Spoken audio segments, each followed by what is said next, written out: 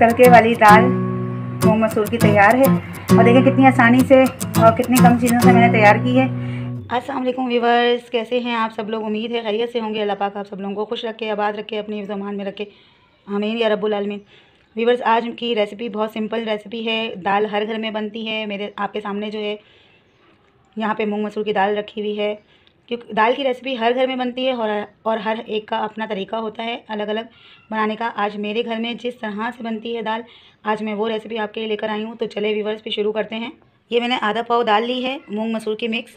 इसको हम अच्छी तरह धोकर और भिगो देंगे कम से कम आधे घंटे के लिए।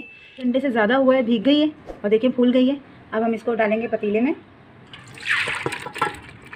3 लाल गोल मिर्च ली हैं, 3 लहसुन के जवे लिए हैं, नमक हस्बे ज़रूरत, हल्दी हाफ़ टी स्पून, 1 गिलास पानी डाल देंगे।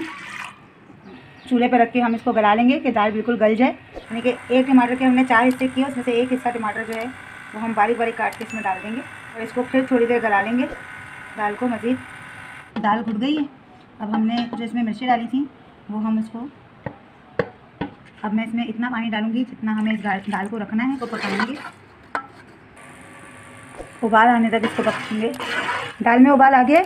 अब हम इसको साइड में करके और इसका तड़का बनाएंगे। फ्राई पैन में मैंने 4 टेबल स्पून तेल डाला है, हाफ़ टी स्पून ज़ीरा डालेंगे, लहसुन डालेंगे